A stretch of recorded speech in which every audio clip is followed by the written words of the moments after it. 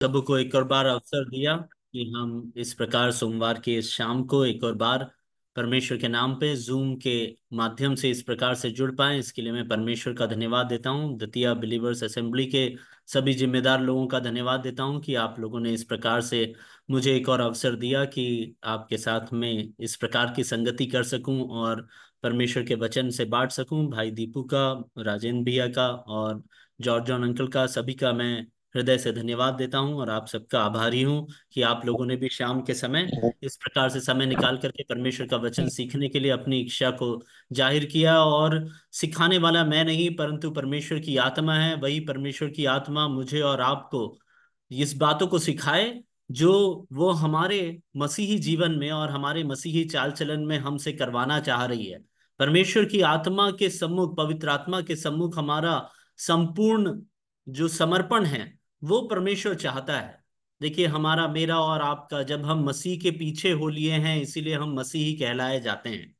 हर कोई जो यहाँ पर में मौजूद है वो मसीही है, क्योंकि वो मसीह के पीछे हो लिया है। तो उसके जीवन का लक्ष्य, उसके जीवन का मकसद सिर्फ और सिर्फ मसीह यीशु के समान बनते जाना है। फिलिपियों की पत्री 4 अध्याय 5वें वचन में, तुम मसीह यीशु जैसा ही तुम्हारा भी स्वभाव हो। हम प्रभु यीशु मसीह के स्वभाव में स्वयं को ढालने का प्रयास निरंतर अगर करते जाते हैं और उसमें वाकई में प्रयास करते हैं, सिर्फ दिखावे का प्रयास नहीं, पर वाकई में अगर हम अपने जीवनों में बदलाव चाहते हैं, आनंद चाहते हैं, अपने जीवनों में प्रभाव चाहते हैं, यीशु मसीह को पहचानने का फायदा अगर हम अपने जीवनों में देखना चाहते हैं, तो हमारे लिए ये बहुत जरूरी है कि हम उस यीशु मसीह के द्वारा दिए गए उस पवित्र वचन को, जो कि उस पवित्र आत्मा की प्रेरणा से रचा गया है, उसका अध्ययन निरंतर करते रहे, उस पर अपने मनों को लगाए और उसके द्वारा जो शिक्षाएं हम पवित्र आत्मा की अगुवाई से अलग अलग माध्यमों से प्राप्त करते हैं,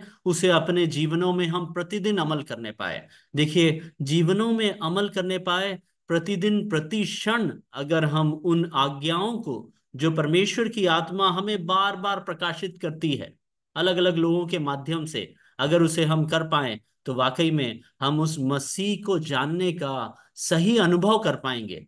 और अगर हम उस सही अनुभव को कर पाएंगे तो हमारा मसीही जीवन आनंद का जीवन होगा, एक संतृप्ति का जीवन होगा, जहां हम सदैव संतोषी रहेंगे, जहां हम लोभ से दूर रहेंगे, जहां हम कोप से दूर रहेंगे, जहां हम हिंसा से, दूसरों की निंदा से और उन सारी चीजों से जो हमें पाप की ओर लेकर के जाती है, उन सारी अभिलाषाओं से हम दूर रहेंगे। परमेश्वर का धन्यवाद देते हैं कि पिछले सप्ताह परमेश्वर ने हमें अध्ययन करने का अवसर दिया कि हम किस प्रकार से पाप से समझौता कर बैठते हैं।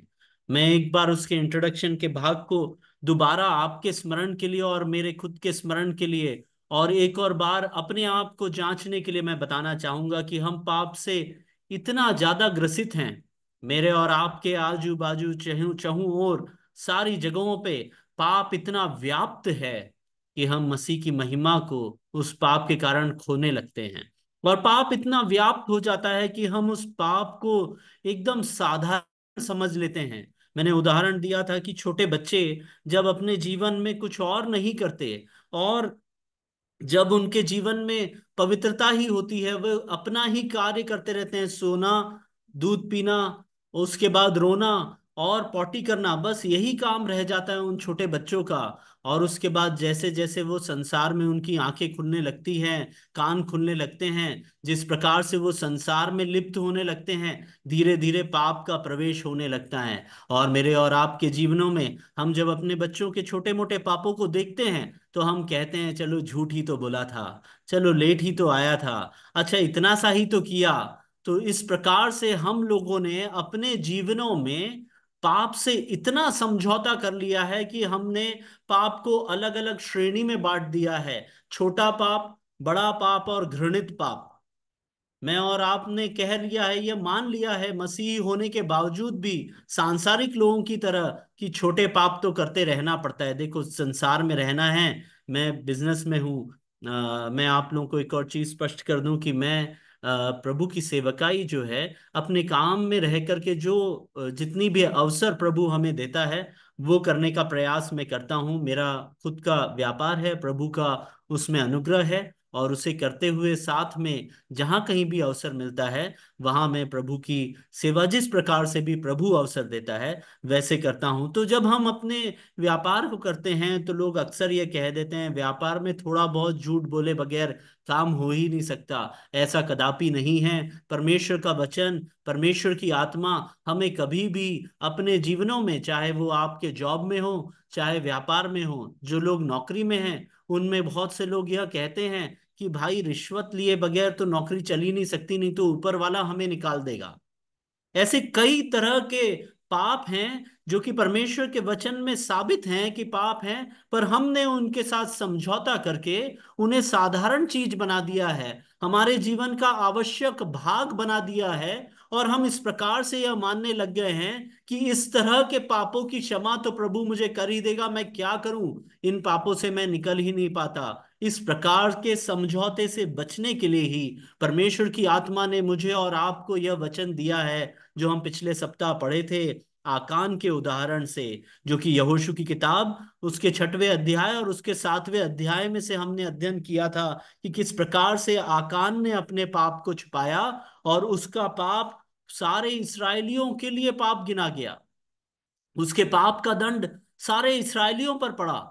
और जब परमेश्वर ने उसके उस छुपाए हुए पाप को उजागर कर दिया, जब परमेश्वर ने उसके छुपाए हुए पाप को सबके सम्मुख उजागर कर दिया, तब हम पाते हैं कि दंड के तौर पे आकान, आकान का घराना, उसकी छुपाए हुई वो वस्तुएं जिनका लोभ करके उसने परमेश्वर के लिए रखने के बजाय स्वयं के लिए रख लिया था, उन सारी वस्तुओं का कितना बड़ा दंड उसे और उसके परिवार को उठाना पड़ा, इसके बारे में हमने पिछले सप्ताह अध्ययन किया। हमने जो मुख्य वचन उसमें पढ़ा था वो था यिर्मयाह भविष्यवक्ता की किताब 16वां अध्याय और वचन 17। उस वचन को मैं दोबारा पढ़ूंगा। यिर्मयाह भविष्यवक्ता की किताब अध्याय 16 और उसका वचन 17 इस प्रकार से है, क्योंकि उनका पूरा चाल चलन, मेरा और आपका पूरा चाल चलन मेरी आंखों के सामने प्रकट है। परमेश्वर कहता है परमेश्वर की आंखों के सामने आपका और मेरा पूरा चाल चलन प्रकट है।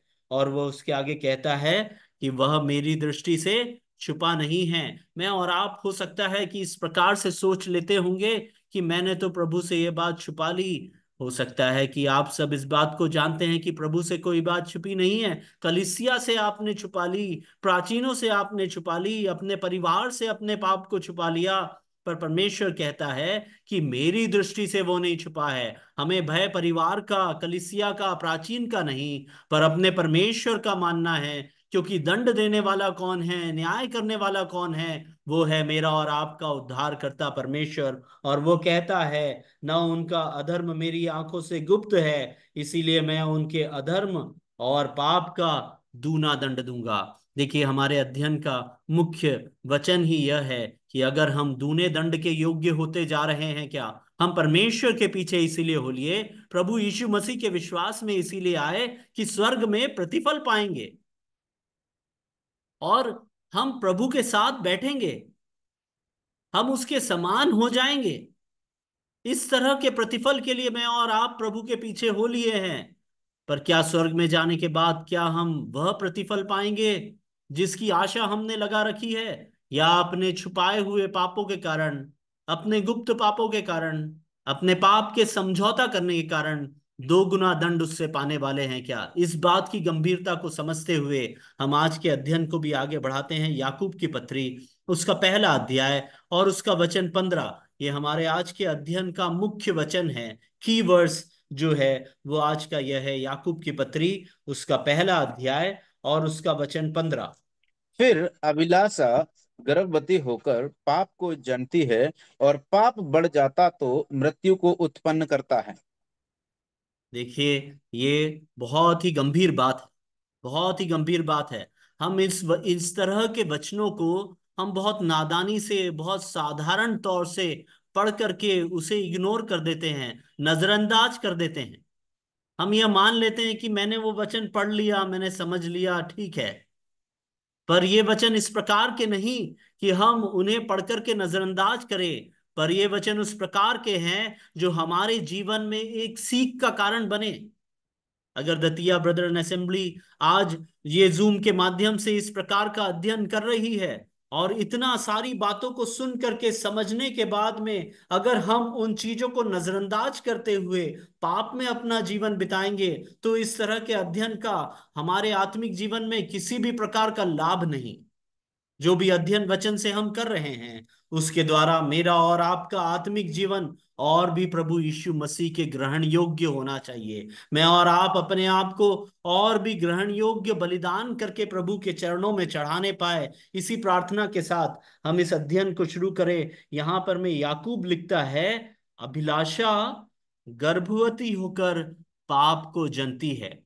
देखिए, तीन अलग अलग कदम बताए गए, तीन अलग अलग कदम बताए गए हैं। हम पिछले अध्ययन में, जो कोई भी पिछले सप्ताह जुड़ा था वो उस बात को याद कर सकता है, 7वां अध्याय यहोशू का, और उसके 21वें वचन में आकान कहता है, मैंने सुंदर सा वो वस्त्र देख लिया, मैंने चांदी और सोना देख लिया, फिर उस वस्तु का मैंने लालच किया और उसमें से कुछ ले लिया।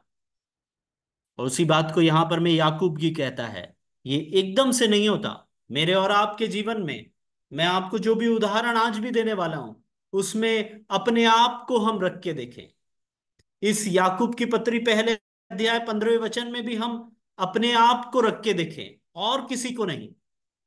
ये अध्ययन जो आप और मैं कर रहे हैं, वो किसी और के लिए नहीं, पर आपके व्यक्तिगत आत्मिक उन्नति का कारण होना चाहिए।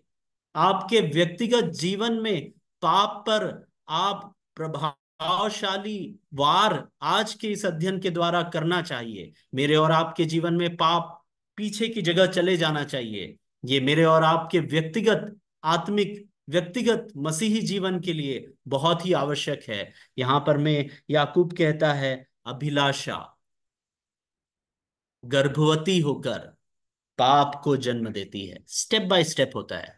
सबसे पहला चीज है, देख करके जो अभिलाषाएं हमें होती है। मेरे और आपके जीवन में अभिलाषाओं की कमी नहीं। अभिलाषाएं किसी भी प्रकार की हो सकती। किसी ने कोई अच्छा कपड़ा ले लिया और उसे पहन करके आपके सामने आ गया, आपके मन में एक अभिलाषा आ सकती है कि ओह, कितना सुंदर वस्त्र, काश मेरे पास भी यह होता। कोई गाड़ी लेकर के आ गया, बाइक ही सही, वो कितनी नई बाइक ये ले लिया है, मैं वो नहीं ले पाता। बहनों के साथ में, भाइयों के साथ में भी होता है। पहले बहनों के साथ का बोलता हूँ, बहुत आसानी से हम रिलेट कर पाते हैं। इंस्टाग्राम खोल लिया, फेसबुक खोल लिया, देखा किसी और बहन ने बहुत ही सुंदर स्माइल के साथ ऐसा मुंह बना करके एक फोटो डाला है, वो देख लिया और बोला, वाह ये बहन कितनी खुश है, वो कहाँ कहाँ घूम रही है, उसका परिवार कितना खुशी से रह रहा है। आपको क्या मालूम वो बहन कितनी दुखी होगी, कितनी खुश होगी। आप अनजान हैं, आपने उस बहन के उस पोस्ट का अभिलाषा कर लिया। भाइयों के साथ होता है। कोई भाई ने कहीं जाकर के, अक्सर हमारे साथ होता है कि हम जब कॉलेज में थे, तब कॉलेज में डायस रहता था स्टेज के ऊपर, और कभी कभी वो ऑडिटोरियम खुलता था। जब ऑडिटोरियम खुला और लाइट चालू मिला, तो सभी दोस्त में से एक के बाद एक जाकर के बोलते थे, मैं खड़ा हो जाता हूँ ऐसा, और फोटो लेना जरा, माइक ऐसा पकड़ के फोटो खींच लिया और उसको सोशल मीडिया में डाल दिया। देखने के बाद बाकी लोग कहते, यार ये तो बहुत अच्छा करने लगा, देखो कहीं सभा ले रहा है, बहुत सारे लोग इसके सुनने वाले हो गए, तो बहुत आगे निकल गया हमसे। किसी और की कार के सामने खड़े होकर के फोटो खींच लिया, हमने उसे देख लिया और कहा, अरे वाह यार, अभी तो छोटी गाड़ी थी, बड़ी गाड़ी ले लिया इसने, बहुत आगे निकल गया। इस प्रकार की अभिलाषाएं, ये तो मैंने बहुत ही छोटी सी चीज बोला। आपके बच्चा जिसे 300 परमेश्वर के वचन याद है कंठस्थ, 300 वचन अगर याद हैं, पर बाजू वाले का बच्चा आकर के 10 वचन अगर बोल दे और थोड़ी तेजी से बोल दे, तुरंत हो जाता है, अरे कहीं मेरे बच्चे से ज्यादा तो नहीं मालूम इसको। इस प्रकार की कितनी सारी अभिलाषाएं हैं। बहुत मुश्किल है सांसारिक जीवन में इन प्रकार की अभिलाषाओं पे नियंत्रण करना, पर हमें नियंत्रण करना जरूरी है, क्योंकि हम सांसारिक लोग नहीं, हम मसीह के चुने हुए लोग हैं। मसीह ने हमें चुना है उसके समान बनने के लिए, उसकी डील डॉल में बढ़ते जाने के लिए, उसके स्वरूप में हो जाने के लिए, उसके समान पवित्रता अपने जीवनों में दिखाने के लिए, ताकि हमें देख करके दूसरे मसीह को पहचानने पाए। हम चलते फिरते सुसमाचार हैं जिन्हें देख करके लोग यीशु मसीह को जानते हैं। तो हमारे लिए यह जरूरी है कि हम कभी भी इस प्रकार की अभिलाषाओं में न पड़े। वो पहला स्टेप जहां पर मैं आप वो पहला कदम लेते हुए दिखें, अपने आप को समझा ले कि ये अभिलाषा आ रही है, ये गर्भवती होकर पाप को जन्म देगी, मैं दूसरे स्टेप में चला जाऊंगा और फिर मैं पाप कर बैठूंगा। इसीलिए मैं पहले ही स्टेप में अपने आप को कैसे रोक लूं।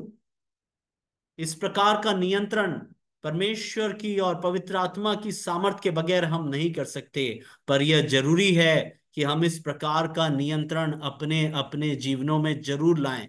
उसके बगैर हम पाप करते ही रहेंगे। पाप से समझौता न करने के लिए अभिलाषा पर नियंत्रण रखना अति आवश्यक है। परमेश्वर अपने उचित समय पे आपकी आवश्यकता अनुरूप, मेरी गवाही है, और आप में से जितने भी लोग यहाँ बैठे हैं मैं मानता हूं हर किसी की गवाही है, अपनी आवश्यकता के अनुरूप नहीं पर आवश्यकता से कहीं बढ़कर परमेश्वर मेरे और आपके लिए प्रयोजन करता है। अगर हम में अभिलाषा आती है तो एक बात बहुत गंभीरता से समझ लीजिए कि वो अभिलाषा परमेश्वर के प्रयोजन पर सवाल है। अगर आपको परमेश्वर के प्रयोजन पर विश्वास नहीं तो आपकी अभिलाषाएं बढ़ेगी और वो पाप को जन्म देगी। देखिए मैं आगे के स्टेप में जाता हूं। यहां पर में लिखा है अभिलाषा गर्भवती होकर पाप को जन्म देती है। अपनी अभिलाषाओं को आत्मिक अभिलाषाओं से जोड़िए। आत्मिक तौर पे अभिलाषी बनिए। सांसारिक तौर पे अभिलाषी बनने का कोई भी फायदा नहीं, उससे कोई लाभ नहीं। बहुतों ने अपने विश्वास को इसके द्वारा खो दिया करके हम पहला तिमुथियुस में पढ़ते हैं। हम लोगों के विश्वास का जहाज न डूब जाए, अभिलाषाओं पर नियंत्रण रखें। आगे हम उसमें बढ़ते हैं। अभिलाषा गर्भवती होकर पाप को जन्म देती है। हम पाप करने लगते हैं। पहला स्टेप हो गया अभिलाषा। जब अभिलाषा बहुत बढ़ गई तो हमारे जीवन में पाप आ जाता है। उस अभिलाषा को पूरा करने के लिए हम झूठ बोलते हैं, हम परमेश्वर के नियमों को तोड़ते हैं, हम दूसरों से ईर्ष्या करने लगते हैं, छल आ जाता है, कपट आ जाता है, और नाना प्रकार के क्या क्या कार्य हम करने लगते हैं। छोटा पाप, मैंने कहा ना, हमने अपने जीवन में तीन अलग अलग प्रकार के पापों को बांट दिया है। छोटा पाप करने लगते हैं। हम फिर अपने आप को समझाते हैं इतना तो करना जरूरी ही है। देखिए व्यापार करना है तो थोड़ा ये जरूरी है। बच्चों को स्कूल भेज रहे हैं ना, इतना तो करना पड़ता है, नहीं तो स्कूल में दिक्कत जाती है। बच्चे को भी सिखा के भेजते हैं थोड़ा झूठ बोलना बेटा, ज्यादा नहीं बोलना। देखिए इस प्रकार के कई समझौते बहुत गंभीरता से हम समझ लें। ये गंभीर है कि हम कोई भी छोटे से छोटा समझौता करते हैं तो वहां क्या लिखा है, पाप जन्म ले लिया। उसके बाद फिर क्या होता है, अगर पाप ने जन्म ले लिया है तो फिर नेक्स्ट स्टेप होना तय है, आप उसको रोक नहीं सकते। पाप भी बहुत सामर्थी है। अगर पाप जन्म ले लिया है तो फिर क्या होता है, और जब पाप बढ़ जाता है, जैसे ही हम पाप से समझौता करने लगते हैं, धीरे धीरे धीरे धीरे करके हमारे जीवन में वो पाप, जो छोटा पाप रहता है, वो बढ़ करके बड़ा पाप बन जाता है। हमें समझ में भी नहीं आता, कभी पता भी नहीं चलता, क्योंकि हमने पाप से इतना समझौता कर चुके हैं कि हमें पता ही नहीं चलता कि कब हमारे जीवन में पाप बढ़ गया और बहुत बढ़ गया। और हम इतना समझौता कर चुके हैं कि अब बड़े पाप भी जो थे वो भी हमें छोटे पाप लगने लगते हैं। एक बार किया, दो बार किया, तीन बार किया, आदत में आ गया। पाप करना मेरे और आपके विश्वासियों की आदत में आ गया। और इसका उदाहरण मैं दूंगा आपको अभी। और इतने आदत में आ जाता है कि हम वो समझ ही नहीं पाते कि ये पाप बढ़ गया है। और आगे जो बात लिखी है, थर्ड स्टेप, थर्ड स्टेप वो है हमारे लिए सोचने की बात कि हम अगर वहां तक पहुंचने लग गए हैं तो हमें जल्दी ही इन सीढ़ियों से वापस उतरना पड़ेगा। जल्दी ही अपने आप को इनसे वापस लाना पड़ेगा। 15वां वचन जो है, याकूब की पत्री पहला अध्याय 15वां वचन का अध्ययन हम कर रहे हैं। उसमें लिखा है, जब पाप बढ़ जाता है तो फिर मृत्यु को उत्पन्न करता है। देखिए, बहुत गंभीर बात है। इसीलिए हम इस अध्ययन को कर रहे हैं कि पाप के साथ समझौता हमें बिल्कुल भी नहीं करना चाहिए। मृत्यु का अर्थ क्या है? मृत्यु का अर्थ क्या है? मृत्यु का अर्थ यह है कि अगर किसी की सांसारिक मृत्यु हो जाती है तो वो अपने परिवार से दूर हो जाता है, अपने मित्रों से दूर हो जाता है, समुदाय से दूर हो जाता है। फिर जो जो मर गया, उससे समाज को कोई फायदा है क्या? परिवार को कोई फायदा है क्या? कोई लाभ है क्या? कुछ भी नहीं है। तो अगर पाप हमारे जीवन में बढ़ जाता है तो हमारी आत्मिक मृत्यु हो जाती है। हम अपने परमेश्वर से दूर हो जाते हैं, कलीसिया से धीरे धीरे दूर हो जाते हैं, विश्वासियों से धीरे धीरे दूर हो जाते हैं। बहुत सी कारणों से हम कहने लगते हैं कलीसिया में अच्छा नहीं लगता, हमारी कलीसिया में बहुत समस्या है, वो अंकल जो हैं इतने सालों से प्राचीन है, जगह ही नहीं देते युवाओं को।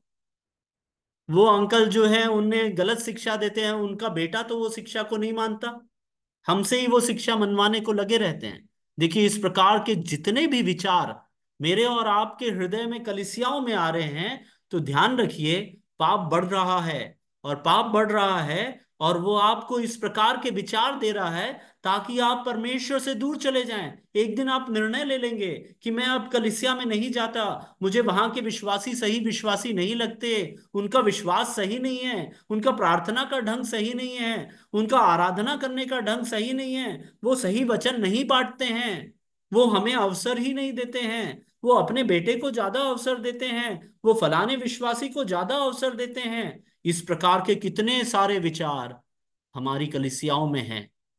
मैं कहता हूं कि यह शैतान का कार्य है, और उस शैतान को जगह हम विश्वासियों ने ही अपने अंदर दिया है, परमेश्वर का काम नहीं है। मेरे और आपके मनों में अगर अभिलाषा आती है तो वो अभिलाषा बढ़ करके पाप को जन्म देगी। और अगर पाप आ गया तो वे चुप नहीं बैठेगा, वो भी बढ़ता जाएगा, और वो मृत्यु की ओर ले जाएगा। ये शारीरिक मृत्यु नहीं, पर मेरी और आपकी आत्मिक मृत्यु का कारण बनेगा, जिससे कारण कि हम कलीसिया से, परमेश्वर की महिमा से, परमेश्वर के अनुग्रह से, उसकी आशीषों से धीरे धीरे धीरे धीरे करके दूर होते जाएंगे। उस प्रकार की मृत्यु के बारे में याकूब ने हमें यहाँ पर में चिताया है। तो मैं आपको एक और बार उस बात की गंभीरता को बता करके आगे बढ़ूंगा कि हम अगर पाप में बढ़ते जाएंगे, पाप से समझौता करते हुए पाप को हल्के में लेने लगेंगे, और निरंतर अपने मसीही जीवन में पाप में लिप्त रहेंगे, तो हमारी आत्मिक मृत्यु का कारण वह बनेगा।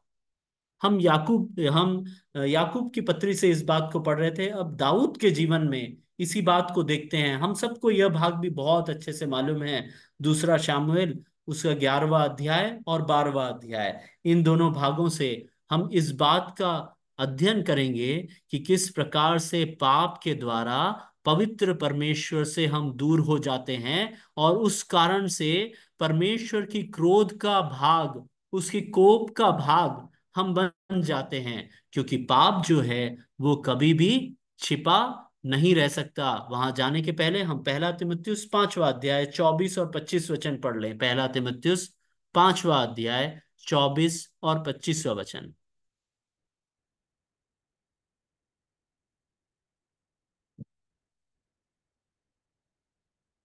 यहाँ पर मैं इस पढ़ प्रकार लेता से हूँ लिखा है। जी। कुछ मनुष्यों के पाप प्रकट हो जाते हैं और न्याय के लिए पहले से पहुंच जाते हैं, लेकिन दूसरों के पाप बाद में दिखाई देते हैं। वैसे ही कुछ भले काम भी प्रकट होते हैं, और जो ऐसे नहीं होते वे भी छिप नहीं सकते। देखिए, 24वां वचन में स्पष्ट है कि किसी किसी का पाप प्रकट हो जाता है। कलीसिया में बहुत से लोग ऐसे हैं, आपकी कलीसिया में भी होंगे, मेरी कलीसिया में भी है, अन्य सब जगहों पे है, जिनका पाप प्रकट हो जाता है। भाई सिगरेट पी रहा है, भाई शराब पी रहा है ना, बहन झगड़ा कर रही है, बच्चे अनाज्ञाकारिता कर रहे हैं, पाप में लिप्त हैं, दिख जाता है, प्रकट है ना। वही लिखा है, कुछ मनुष्यों के पाप प्रकट हो जाते प्रकट हैं हो जाता और न्याय के लिए पहले से ही पहुंच जाते हैं। कलीसिया देख लेती है, कलीसिया का प्राचीन देख लेता है, कलीसिया के दूसरे विश्वासी देख लेते हैं, न्याय के लिए पहुंचा देते हैं। कलीसिया उसमें सुधार करने के लिए कहती है भाई ये आदत छोड़ दो, बहन ये आदत छोड़ दो, बेटा ये आदत छोड़ दो। न्याय के लिए पहुंच गया। अगर आप नहीं छोड़ेंगे तो आपको कलीसिया से हम दूर कर देंगे, परमेश्वर के अनुग्रह से आप दूर हो जाओगे। तो उस प्रकार से उसमें सुधार का अवसर देते हैं। यह सब कुछ प्रकट पापों पे हो सकता है। ऐसे पाप जो प्रकट है उनमें इस प्रकार की क्रिया की जा सकती है। पर उसके आगे हम पढ़ते हैं, पर कुछ के पीछे से आते हैं, छुप नहीं सकते, छुपे हुए हैं, आज नहीं दिख रहे पर कल दिखेगा। है। क्यों दिखेगा? क्योंकि याकूब की पत्री में हमने अभी पढ़ा है कि पाप जो है बढ़ जाएगा। दिखेगा। जब बढ़ जाएगा तो वो मृत्यु का कारण बन जाएगा। जब आत्मिक जो आत्मिक बांझपन जब दिखने लगेगा, है ना, जब आत्मिक फल नहीं लाएंगे, जब आपके आत्मिक जीवन में उन्नति नहीं आएगी, तो कलीसिया को दिखेगा कि इनके जीवन में कुछ तो पाप है, इस कारण ही ये आत्मिक फल नहीं ला पा रहे हैं। सही। देखिए ये सब बहुत गंभीर बातें हैं। अगर आप चाहते हैं कि वाकई में मसीह यीशु की डील डॉल में बढ़ना चाहें, तो हमें पाप से बिल्कुल भी समझौता नहीं करना चाहिए। हम इन वचनों में वापस आएंगे। पहले हम चले दूसरा समूएल, उसका 11वें अध्याय और 12वां अध्याय। आप मैं बहुत ज्यादा इन वचनों को नहीं पढ़ूंगा, क्योंकि आप सबको ये सारे वचन बहुत अच्छी तरह से मालूम है। पर उनमें से हमें जो अध्ययन करने के भाग हैं, सिर्फ उतने ही वचनों को लेकर पढ़ूंगा।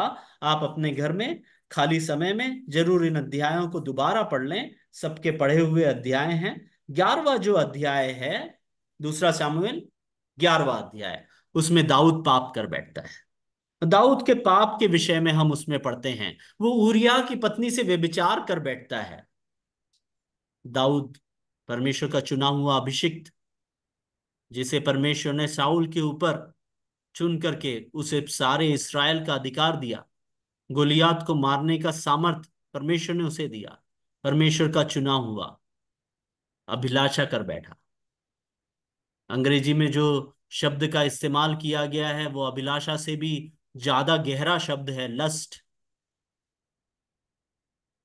हम सब अपने जीवनों में इस प्रकार से कई चीजों की अभिलाषा कर बैठते हैं। 11वां अध्याय, उसके अगर हम 11वां अध्याय और उसमें दाऊद के पाप के विषय में पढ़ें, तो उसके पहले वचन से लेकर के बहुत से ऐसे वचन हैं जिन्हें हम पढ़ सकते हैं। पर मैं उसे जाए बगैर, आप लोग इन बातों को बहुत अच्छी तरह से जानते हैं। मैं आशा करता हूं कि सबने ये भागों को पढ़ा हुआ है। वहां एक युद्ध चल रहा है ना। 11वें अध्याय के पहले वचन में लिखा है, फिर जिस समय राजा लोग युद्ध करने को निकला करते हैं उस समय, अर्थात वर्ष के आरंभ में, दाऊद ने योआब को और उसके संग अपने सेवकों और समस्त इस्राएलियों को भेजा, और उन्होंने अम्मोनियों को नाश किया। पहला वाक्य क्या लिखा है? जिस समय राजा लोग युद्ध करने निकलते हैं। दाऊद को भी उस समय युद्ध करने जाना चाहिए था। वो युद्ध का समय था, सब राजा लोग युद्ध करने निकलते हैं। पर पहले अध्याय पहला वचन के आखिरी भाग में लिखा है, परंतु दाऊद यरूशलेम में रह गया। उसे जाना हाँ। चाहिए था युद्ध करने के पहले लिए। चलो तो करें। मुझे और आपको परमेश्वर ने किस कार्य के लिए रखा है? मुझे उस पता है, कार्य को सुलोन करने के चलाना है। बजाय, हम चलो। सब युद्ध करने के बजाय, हम क्या करने लग जाते हैं? यरूशलेम में रह गया। अभिलाषा को जन्म देने का अवसर, अभिलाषा को जन्म देने का अवसर दाऊद ने दिया। वो जो कार्य परमेश्वर ने उसे सौंपा था, उसे करने के बजाय वो यरूशलेम में रह गया। हम उसके आगे पढ़ते हैं, उसे युद्ध पे जाना चाहिए था। हमें परमेश्वर का कार्य करना चाहिए, हमें पवित्र जीवन जीना चाहिए। मैं आपको फिर से कह दूं, हम दाऊद को ना देखें, पर अपने आप को दाऊद की जगह रख के देखें। अपने आप को दाऊद की जगह रख के देखें। मुझे और आपको परमेश्वर की बहुत सी आज्ञाएं हैं कि हमें उसकी सेवकाई में क्या क्या करना है। उन आज्ञाओं का पालन करने के बजाय हम यरूशलेम में रह गए, क्योंकि यरूशलेम में युद्ध नहीं करना पड़ता, आराम है। यरूशलेम में मैं अपनी मर्जी का कार्य कर सकता हूँ। हम पाप के साथ समझौता अपने जीवनों में करने लग जाते हैं। परमेश्वर हमसे चाहता है हम पवित्रता का मसीही जीवन जिए, जिसमें हम संसार से और संसार की उन ताकतों से जो हमें पाप करवाती हैं, उनसे सदैव युद्ध में रहें। शैतानी ताकतों से जो मुझे और आपको अभिलाषा की ओर ले जाती है, उससे सदैव युद्ध करते रहें, उसके बजाय हम वहीं रह जाते हैं जहां हमें आसानी से कोई कार्य करने मिल जाता है। दाऊद ने भी वही किया, हम भी अपने जीवनों में वही करते हैं। तो इसीलिए हमें सावधानी बरतना चाहिए। क्या हुआ? वो यरूशलेम में रुक गया, बात वहां तक के समाप्त नहीं हुई।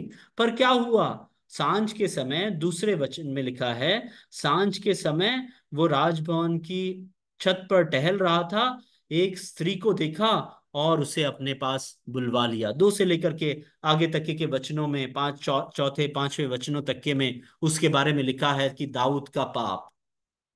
वहां हम दाऊद के पाप के विषय में पाते हैं। पहला बात ये हमने देखे कि दाऊद को जहां जाना था वो वहां नहीं गया। दाऊद को जो करना था वो उसने नहीं किया। मैं और आप भी अपने जीवनों में, हमें जो करना है पवित्रता के साथ का मसीही जीवन, हम वो जीना छोड़ करके सांसारिकता के साथ का पाप से समझौता किया हुआ मसीही जीवन जीने लगते हैं। और उसके कारण अभिलाषा गर्भवती होती है और पाप को जन्म देती है। दाऊद के जीवन में भी वही हुआ। वो वहां टहलने लगा और वो व्यभिचार कर बैठा। दाऊद ने कभी सोचा होगा कि यरूशलेम में ही रह जाऊंगा तो मैं व्यभिचार करूंगा? मैं नहीं मानता। ऐसा कहीं वचन में लिखा नहीं है। पर मैं नहीं मानता कि दाऊद ने कभी भी यह सोचा होगा कि उसका इस प्रकार का कार्य उससे इतना बड़ा पाप करवाएगा। मैं और आप अपने जीवन में सोच भी नहीं सकते कि छोटा मोटा पाप करते हुए कब हम बड़ा पाप कर बैठे अपने जीवनों में, कब हम फिसल जाएं, कब हम परमेश्वर की महिमा से रहित हो जाएं और उसके दंड के भागीदार बन जाएं। कहीं हम हमारी परिवार के लिए, हमारी कलीसिया के लिए, हमारे समुदाय के लिए आकान बन जाए। कब हमारे जीवनों में यह ऐसा हो जाए। इस चीज से अपने आप को सुरक्षित रखना हमारे लिए बहुत जरूरी है। दाऊद पाप कर बैठता है, वो सुंदर स्त्री को देखता है और उसकी अभिलाषा जाग जाती है, और उसके बाद वो पाप कर बैठता है। अभिलाषा पाप को जन्म देती है। और उसके बाद हमने याकूब की किताब में पढ़ा था कि जब पाप बढ़ जाता है, देखिए उसके बाद क्या होता है। दाऊद उस स्त्री को वापस अपने घर भेज देता है। वो उस पाप को ढांपने की कोशिश करता है। वो दाऊद अपनी उस स्त्री को वापस भेज देता है, पर पाप छिपता नहीं, क्योंकि पाप बड़ा हो जाता है। वो कहला भेजती है कि मैं गर्भवती हूं। देखिए, मेरे और आपके जीवनों में हम कितनी भी पापों को छुपाए, यहां तो दाऊद का पाप मेरे और आपके नजर में बहुत ही घिनौना पाप है। बहुत ही घिनौना पाप है। इसके ऊपर अध्ययन करने में भी हमें बहुत कठिनाई जाएगी कि हम इस विषय को लेकर ये कैसे अध्ययन करें, क्योंकि इतना घिनौना काम दाऊद अपने जीवन में कर बैठा है। पर मेरे प्रियो, मुझे और आपको भी यह बात को जानना है कि हम कई बार छोटा पाप है सोच करके उसके साथ कॉम्प्रोमाइज कर लेते हैं, समझौता कर लेते हैं, और उसके बाद उसे छुपाने की कोशिश करते हैं। बहुत से घर ऐसे हैं जहां पर हमें बच्चों के पाप माँ बाप छुपाते हैं। बहुत से घर ऐसे हैं जहां आप जानते हैं कि आपका पति बहुत पाप कर रहा है, पाप में जीवन है, पर कलिसिया में नहीं माने। वो कलिसिया में प्राचीन का भी कार्य कर रहा होगा। हो सकता है कलिसिया में मेज में भागीदारी ले रहे होंगे। कई घर ऐसे हैं जहां पति पत्नियों के पाप छुपाते हैं। बहुत से कलीसिया ऐसे हैं जहां प्राचीन दूसरे विश्वासियों के पाप छुपाते हैं। मेरे प्रियो, मेरे और आपके लिए बहुत जरूरी है इन वचनों के माध्यम से कि पाप कभी भी छुपा नहीं रहेगा। दाऊद ने पाप को छुपाने की कोशिश किया। वो राजा था, वो किसी भी प्रकार से उस पाप को छुपा सकता था। उसने अपना सारा प्रयत्न किया, पर वो पाप छुपा नहीं रहा। वो सबके सामने आ जाएगा करके उसे समझ में आ गया। उस स्त्री ने कहला भेजा कि वो गर्भवती है। अब वो छुपा नहीं सकता था, तो उसने और पाप करना चालू किया। मैं और आप भी अपने जीवन में जब छोटा पाप करते हैं और उसे छुपाने का प्रयत्न करते हैं और उससे समझौता कर चुके होते हैं, तब हम उससे ढांपने के लिए और पाप करते हैं। वही याकूब कहता है, और जब पाप बढ़ जाता है, पाप बढ़ जाएगा एक दिन मेरे और आपके जीवन में भी इसी प्रकार से पाप बढ़ जाएगा। दाऊद ने छुपाने की कोशिश किया। उसने उस उरिया को बुलाया, उसे घर भेजने की कोशिश किया, 2 बार प्रयत्न किया, पर उरिया नहीं गया। पाप छुपा नहीं, उरिया वापस युद्ध पे चला गया। तो फिर दाऊद ने सोचा कि अब एक पाप तो किया, अब मैं उरिया को मरवा देता हूं। और उसने उरिया को मरवा दिया। एक पाप जो इतना घिनौना था, इतना घिनौना था कि उसको छुपाने के लिए राजा को तक बहुत प्रयत्न करना पड़ा। वो नहीं छुपा। तो उसने दूसरा उससे भी बढ़कर पाप किया। यही बात याकूब कहता है कि पाप बढ़ जाएगा। देखिए बहुत गंभीर बात है। हम दाऊद के जीवन को रख करके अपने आप को देखें, अगर हम छोटा पाप छुपाने जाएंगे तो हम और बड़ा पाप करेंगे। इस प्रकार से पाप हमारे जीवन में बढ़ता ही जाएगा। तो उसका परिणाम क्या होता है? वो और पाप कर बैठता है, दाऊद और पाप कर बैठता है। 11वां अध्याय 27वां वचन, जो कि आखिरी वचन है, उसके एकदम आखिरी में जो सेंटेंस है उसमें आ जाए हम। दूसरा शामुएल 11वां अध्याय 27वां वचन का अंतिम भाग, परंतु उस काम से जो दाऊद ने किया था यहोवा क्रोधित हुआ। क्रोधित हुआ। मेरे प्रियो, राजा था दाऊद, परमेश्वर का अभिषिक्त था। मैं और आप भी परमेश्वर के अभिषिक्त हैं, उसके चुने हुए। उसने अपने लोहू के द्वारा मेरा और आपका अभिषेक किया है और पवित्र ठहराया है। हम पाप के साथ समझौता करेंगे तो हमारे साथ भी यही होगा कि यहोवा हम पर क्रोधित होगा, प्रभु हम पर क्रोधित होगा। अगर हम परमेश्वर की आत्मा को दुखाएंगे तो निश्चय ही उसका कोप मुझ पर और आप पर बढ़ेगा। ये बहुत गंभीर बात है, इसे हम हल्के में ना लें। पाप से समझौता न करें। आगे अगर हम उसमें बढ़ते हैं तो फिर परमेश्वर प्रयोजन करने लगता है दाऊद के लिए। पाप तो दाऊद ने किया, उसका क्रोध भड़क गया।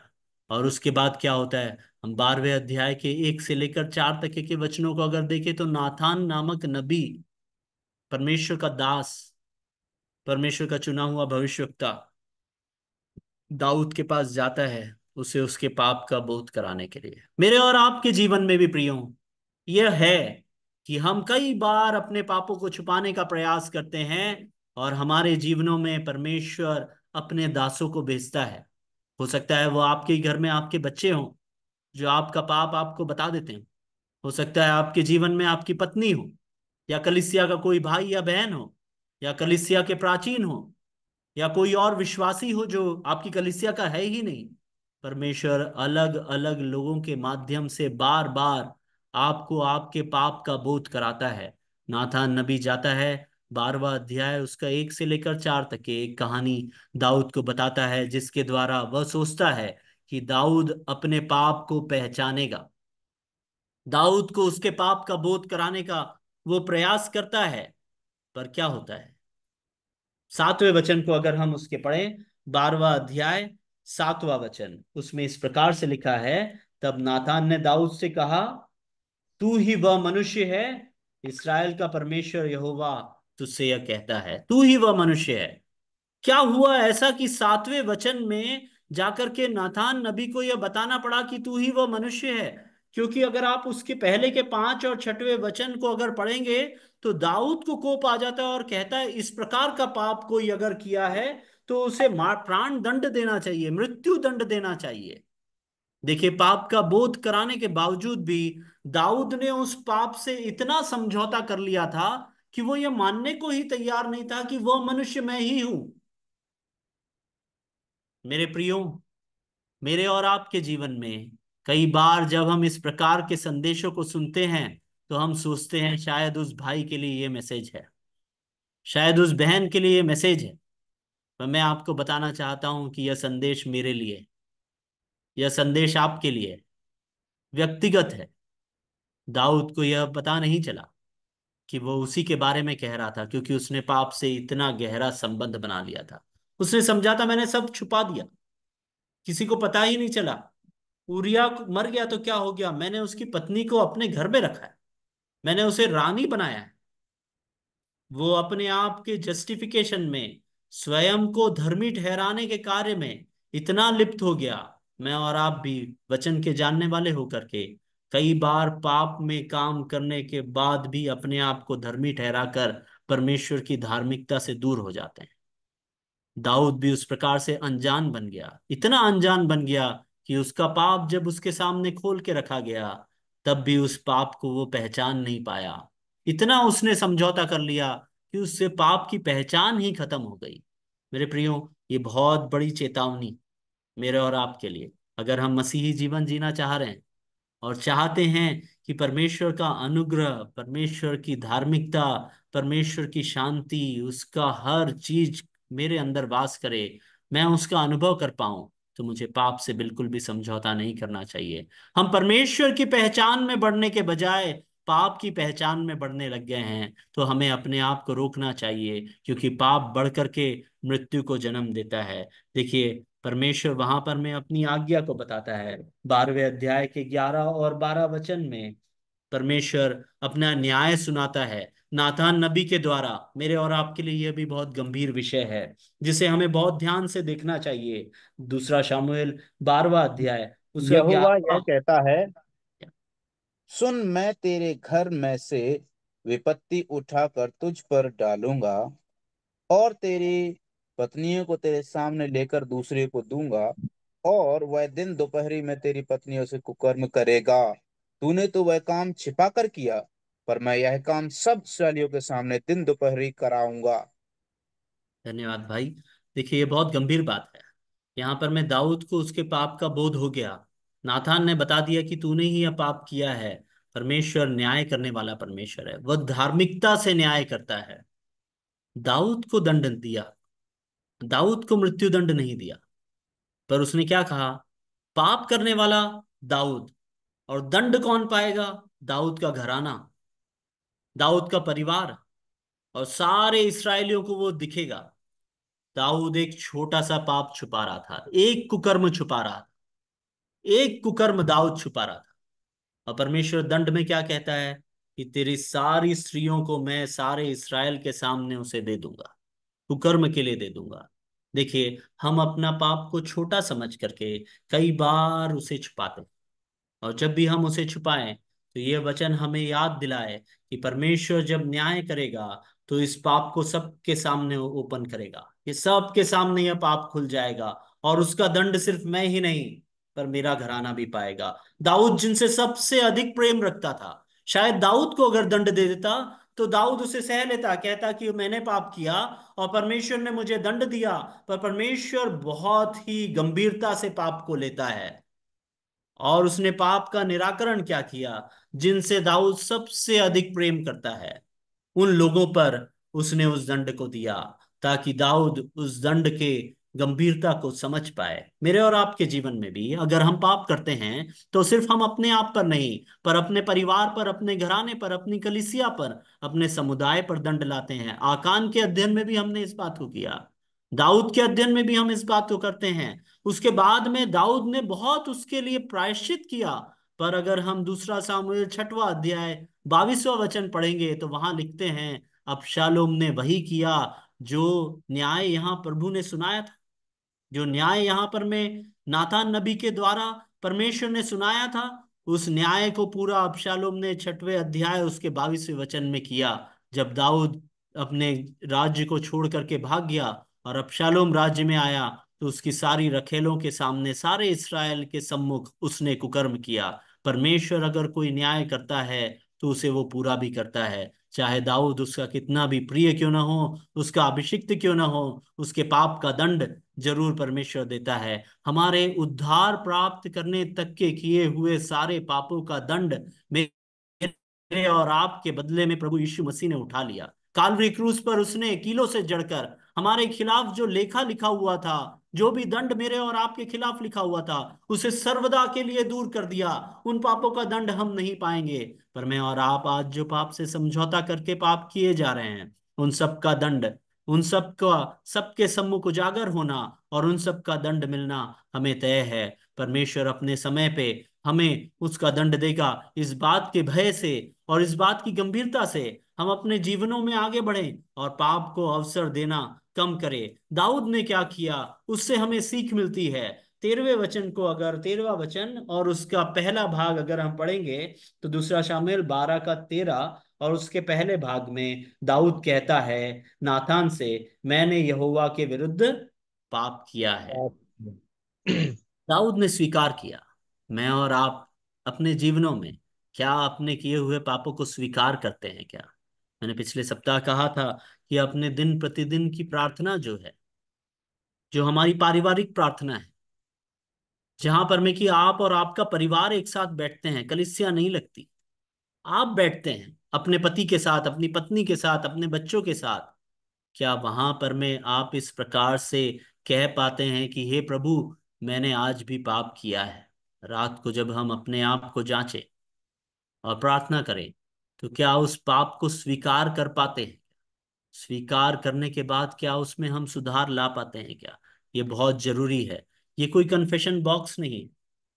परमेश्वर कोई कन्फेशन ग्रहण करने वाला मनुष्य नहीं जिसके पास जाकर के हम रोज कन्फेशन देते जाए। कई प्रकार के चर्चों में उस प्रकार की घटनाएं होती है जहां पर मैं जाके अपने पापों को मान लो कहा गया है। पर यहाँ पर मैं पापों को मान लेने मात्र से कुछ नहीं होता। हमें पापों को अंगीकार करके उसके लिए माफी मांगना पड़ता है और उसमें सुधार करना पड़ता है। अन्यथा पाप से समझौता ही है। अगर हम उसका भी सिर्फ एक ही कदम कर रहे हैं कि वो रोज रात को ये कह दे रहे हैं कि हाँ प्रभु मैंने पाप किया है, तो हमसे ज्यादा दोगलापन, छली और कपटी हृदय वाला कोई भी नहीं जो हर शाम को अपने पापों को मान लेता हो पर उसमें सुधार नहीं करता हो, उनकी क्षमा न चाहता हो, उसके कारण अपने आप को गलत ना महसूस करता हो, प्रायश्चित न करता हो। मेरे और आपके जीवन में पापों को मान लेना ही नहीं, सिर्फ अंगीकार करना ही नहीं, पर उसका प्रायश्चित करके उस पाप को अपने जीवनों से दूर कर देना भी उतना ही जरूरी है। उसके बगैर हम पापों की क्षमा प्राप्त नहीं कर सकते। उसके बगैर हम पाप से समझौता करने वाले ही बने रहेंगे। और मैं आपको एक चीज बताना चाहता हूं, इसमें बहुत सुंदर बात यह है कि अगर आपका परिवार प्रतिदिन आपको इस तरह का कार्य करता हुआ देखेगा, आपके बच्चे छोटे बड़े किसी भी उम्र के क्यों ना हो, जब वो आपको इस तरह का हर रोज करते हुए देखेंगे और पाएंगे कि मेरे पिताजी ने, मेरी माता ने अपने जीवन में पाप को इस तरह से नियंत्रित कर लिया, अभिलाषा को इस तरह से नियंत्रित कर लिया, वो मैं पिछले 7 साल से देख रहा हूं, मैं पिछले 10 साल से देख रहा हूं कि इस प्रकार से मेरे परिवार में पाप पर नियंत्रण आ गया, तो वो भी अपने जीवनों में पाप पर नियंत्रण करना सीखेंगे। जब तक आप और मैं अपने परिवार में इन कार्यों को करना नहीं सिखाएंगे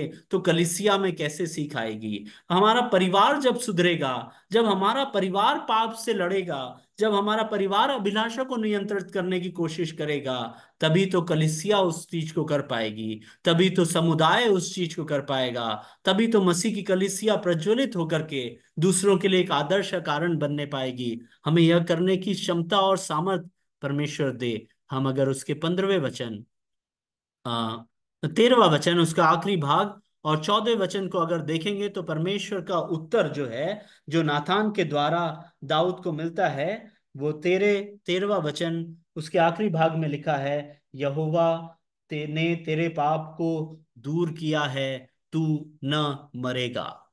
पाप की मजदूरी मृत्यु है। मेरे और आपके लिए भी हमने याकूब की पत्री में पढ़ा, आत्मिक मृत्यु, परमेश्वर से दूर हो जाना। यहाँ दाऊद ने जैसे ही अपने पापों को मान लिया, जैसे ही उसने अपने पापों को मान लिया, परमेश्वर ने कहा न्याय तो होगा, न्याय तो मैं करूंगा। और उसके आगे के वचन 14वें वचन में भी लिखा है, वो कहता है, तो भी तूने जो इस काम के द्वारा यहोवा के शत्रुओं को तिरस्कार करने का बड़ा अवसर दिया है, इस कारण तेरा बेटा उत्पन्न हुआ है, वह अवश्य ही मरेगा। परमेश्वर न्याय जरूर किया। पर अगर हम याकूब की पत्री के उस भाग को एक और बार मनन करें जहां पर में वो लिखा है कि पाप बढ़कर मृत्यु को जन्म देती है, व्यक्तिगत मृत्यु, व्यक्तिगत आत्मिक मृत्यु से हम बच सकते हैं अगर हम अपने पापों को मान ले और उसमें सुधार करें। इसका अर्थ यह नहीं कि पाप का दंड नहीं मिलेगा, पर हम आत्मिक मृत्यु से, परमेश्वर के अनुग्रह से दूर होने से, परमेश्वर से दूर हो जाने से, इन सारी चीजों से हम बच पाएंगे। उसका एक ही मार्ग है कि हम अपने पापों को मान ले, दिन प्रतिदिन अपने पापों को मान ले, रोज शाम की अपनी पारिवारिक प्रार्थना में अपने पापों को मान ले और उसका एक नियम बना ले कि प्रभु मैं इसकी क्षमा चाहता हूं, मैं इसका क्षमा चाहती हूं, मैं प्रायश्चित करता हूं, आगे से उसे न दोहराएं, तो जरूर उस आत्मिक मृत्यु से मैं और आप बच सकते हैं। और उसके बाद अगर हम देखें, मैं बहुत ही जल्द आगे बढ़ूंगा, यहाँ पर में हम पाते हैं कि उसका प्रतिफल क्या हुआ। हम देखते हैं कि दाऊद 15वें से लेकर के 18वें वचन तक के में हम देखते हैं कि दाऊद उस बच्चे के लिए प्रायश्चित करने लगता है ना। 15वें वचन में हम पाते हैं कि जो बच्चा हुआ था वो रोगी हो गया, दाऊद उसके लिए प्रायश्चित करता है, तब दाऊद उपवास करता है, दाऊद प्रार्थना करने लगता है ना। और 18वां वचन उसका पहला भाग भाई पढ़ लीजिएगा, 18वां वचन पहला भाग। 7वें दिन बच्चा मर गया और देखिए दाऊद बहुत के धन्यवाद, बस भाई पहला भाग ही। 7वें दिन बच्चा मर गया। हम उसके बारे में क्या पढ़ते हैं? दाऊद ने प्रायश्चित किया, दाऊद ने अपने वस्त्र फाड़े, वो उपवास किया, उसने प्रार्थना किया, उस परमेश्वर से विनती किया जो परमेश्वर उसकी हर विनती को सुनता था। तो परमेश्वर ने उसकी बिल्कुल नहीं सुनी। परमेश्वर ने उससे कहा कि मैं तेरी ये विनती नहीं सुनूंगा। परमेश्वर का न्याय उस बच्चे पर हुआ जिस प्रकार से नाथान नबी ने कहा था। मेरे प्रियो, मेरे और आपके जीवन में हम जब भी पाप के साथ समझौता करते हैं, तब तब पाप हमारे जीवनों में कार्य करने लगता है। और जब वो हमारे जीवनों में कार्य करने लगता है, तो पाप के द्वारा फिर मृत्यु आती है। हम कितना भी प्रायश्चित कर ले, हम कितना भी मसीही जीवन जीने का प्रयास क्यों न कर ले, पर उसका कॉन्सिक्वेंस जो है, उसका परिणाम जो है, उससे हम अपने आप को नहीं बचा पाते। बस एक ही बात है जो हमारे लिए धैर्य की बात है, वो यह है कि हम आत्मिक मृत्यु से बच जाते हैं। इसीलिए मुझे और आपको चाहिए कि हम परमेश्वर के अनुग्रह को प्राप्त करने का प्रयास करें, पाप करने का प्रयास नहीं। पर परमेश्वर का अनुग्रह कैसे प्राप्त होगा? जब हम संगति पाप से नहीं करेंगे, जब हम समझौता पाप से नहीं करेंगे। हम अगर इस बात को देखें कि उसके बाद में परमेश्वर का अनुग्रह किस प्रकार से दाऊद के जीवन में हुआ, कि दाऊद की संतान सुलेमान उस राज गद्दी का वारिस बन जाता है और वो राज्य करता है। दाऊद आज भी इजरायलियों का वो महान राजा है। मैं इस बात को और इस उदाहरण के द्वारा आपके साथ में जो बात बांटना चाहता हूं, उसे बांटते हुए वापस उन वचनों में आएंगे जो याकूब की पत्री में है। हम दाऊद के जीवन से क्या सीखे हैं? हम दाऊद के जीवन से यह सीखे कि परमेश्वर ने उसे जो कार्य के लिए रखा था, एक राजा होने के नाते उसे जो कार्य करना चाहता चाहिए था, वो उसने नहीं किया। परमेश्वर की अभिषिक्त प्रजा होने के नाते हम इस संसार में जिस कार्य के लिए रखे गए हैं, प्रभु यीशु मसीह को दूसरों पे प्रदर्शित करना, पवित्र मसीही जीवन जीने के द्वारा, उस कार्य को अगर हम न करें तो हम अभिलाषा में पड़ सकते हैं। दाऊद ने अपना कार्य नहीं किया, इसीलिए उसने अभिलाषा को अवसर दिया और उस अभिलाषा में पड़ करके उसने एक पाप कर बैठा। मैं और आप भी अगर परमेश्वर के दिए हुए कार्य को नहीं कर रहे हैं और पाप से समझौता कर लेते हैं, तो हम भी अभिलाषा में पड़कर पाप से समझौता करते हुए एक पाप के ऊपर दूसरा पाप, तीसरा पाप, इस तरह से बढ़ते बढ़ते पाप इतना बढ़ जाएगा कि दाऊद ने हत्या तक चला गया। व्यभिचार, हत्या, सब कुछ दाऊद ने वहां पर में कर लिया। छल कपट सब कुछ, कितने पाप दाऊद ने कर बैठा। मैं और आप भी अपने जीवनों में छोटे छोटे पाप करते हुए मालूम नहीं कब इस प्रकार के बड़े पापों में लिप्त हो जाएंगे और परमेश्वर के अनुग्रह से दूर चले जाएंगे। दाऊद इतना पाप से ग्रसित हो गया था और उसे लगा कि उसने अपने पाप को इतना छुपा लिया है कि जब नाथान नबी आकर के उसे उसके पाप के बारे में प्रत्युत्तर देता है, तब उसे समझ में नहीं आता कि ये मेरे विषय में कहा जा रहा है। मैं और आप भी सावधान हो जाएं। हम भी पाप में इतने लिप्त हो गए हैं, इतना समझौता पाप से कर लिए हैं कि हमें पता ही नहीं चलता कि हमारे जीवनों में बहुत पाप। हम हमेशा सोचते हैं फलाने भाई के जीवन में है, उस बहन के जीवन में है, उस कलिसिया में बहुत पाप है। मेरी कलिसिया पवित्र है, मैं पवित्र हूं, मेरा परिवार पवित्र है। नहीं मेरे प्रियो, हम सब ने पाप से बहुत अधिक समझौता कर लिया है और दाऊद के समान ही हमारी आंखों के ऊपर पट्टी आ गई है और हमने अपने पापों को धार्मिकता ठहरा दिया है। हमने उसे अपने अपने ही विचारों में, अपने ही सोच में ढाप ढाप करके पापों को धार्मिकता ठहरा दिया है। तो परमेश्वर का वचन यह कहता है कि परमेश्वर जरूर न्याय करेगा। जो पाप छुपा के रखा था, एक कुकर्म छुपा के रखा था, उसके बदले में परमेश्वर ने उसके पूरे परिवार के साथ में कुकर्म दिया। उसके बदले में प्रतिफल में उसके पूरे परिवार को कुकर्म मिला।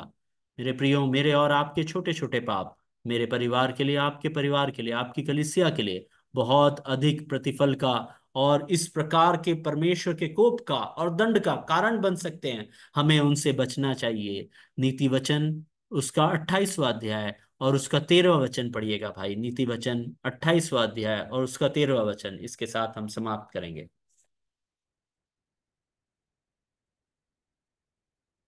जो अपने अपराध छिपा रखता है उसका कार्य सफल नहीं होता, परंतु जो उनको मान लेता है और छोड़ भी देता है उस पर दया की जाएगी। मेरे प्रियो, दाऊद के बेटे सुलेमान के द्वारा लिखा हुआ यह वचन, 28वां अध्याय 13वां वचन, जो अपने अपराध छिपा रखता है। अगर मैं और आप अपने अपराध छिपा के रखे हैं, उनके साथ हमने समझौता करके रखे हैं, तो आज की शाम उन अपराधों से समझौता ना करें। जरूरी नहीं कि आप अपने कलीसिया में जाकर के उन पापों को माने। मैंने आपसे कहा ये कन्फेशन बॉक्स नहीं है, पर परमेश्वर आपके सम्मुख अभी भी उपस्थित है। आपकी पारिवारिक प्रार्थना में, आप व्यक्तिगत प्रार्थना में आप अपने अपराधों को छुपाए ना, पर उसे परमेश्वर के सम्मुख रखे। उसे अभी से ही मालूम है, वो अभी ही जानता है कि आपके जीवन में क्या पाप है, मेरे जीवन में क्या पाप है। उससे कुछ छुपा नहीं है। उसे छुपा के हम करेंगे क्या? 13वें वचन में लिखता है, उसका कार्य सफल नहीं होता। मैं और आप अपने जीवन में बहुत परिश्रम कर रहे हैं, आत्मिक तौर पे, सांसारिक तौर पे। हम पाप करते हुए कोई भी कार्य को करें, परमेश्वर का वचन स्पष्ट है कि हमारा कार्य कभी भी सफल नहीं होगा। अगर हम चाहते हैं कि हमारी आत्मिक उन्नति हो, आपका परिवार प्रभु की विश्वास में बढ़े, प्रभु के अनुग्रह को प्राप्त करे, कलीसिया बढ़े, आपकी सांसारिक उन्नति हो, आपके बच्चे पढ़े लिखे आगे बढ़े, आप अपने जीवन में आगे बढ़ते जाएं, तो आपको अपने अपराधों को छुपाना नहीं है, उसे परमेश्वर के सम्मुख रखते जाना है। आगे वो लिखता है, परंतु जो उनको मान लेता, सुलेमान यहां तक के नहीं कहता, और छोड़ भी देता है, उस पर दया की जाएगी। मान लेना और और छोड़ छोड़ देना। देना, यही परमेश्वर हमसे चाहता है। आज की शाम एक और बार परमेश्वर का वचन मेरे लिए यह संदेश मेरे लिए है, और ठीक उसी प्रकार से आपके लिए है, कि हम अपने अपराधों को मान ले और उन्हें छोड़ दे। तो हमारा उद्धार करता सामर्थी है कि हमें हर प्रकार के अधर्म से छुड़ा करके पवित्र, करने निर्दोष, में निष्कलंक वैसे बना को करके परमेश्वर के सम्मुख उपस्थित कर सकता है। हम अपने आप को उसके चरणों में समर्पित कर दे, पूरे भरोसे के साथ में अपने अपराधों को अपने परिवार सहित उसके सामने मान ले, तो प्रभु हमें हर प्रकार के दंड से छुड़ाएगा। पाप अभिलाषा गर्भवती होकर पाप को जन्म देती है, पाप बढ़कर मृत्यु को उत्पन्न करता है। हमारी आत्मिक मृत्यु न होने पाए, पर हम और भी अधिक परमेश्वर के करीब आते जाएं और उसके अनुग्रह को अनुभव करते जाएं। एक और बार इस प्रकार का अवसर देने के लिए दतिया ब्रदरन असेंबली का मैं बहुत आयत से धन्यवाद देता हूं। महान परमेश्वर का धन्यवाद देता हूं कि उन्होंने इस कार्य को पूरा करने का सामर्थ्य दिया। परमेश्वर के नाम की महिमा हो।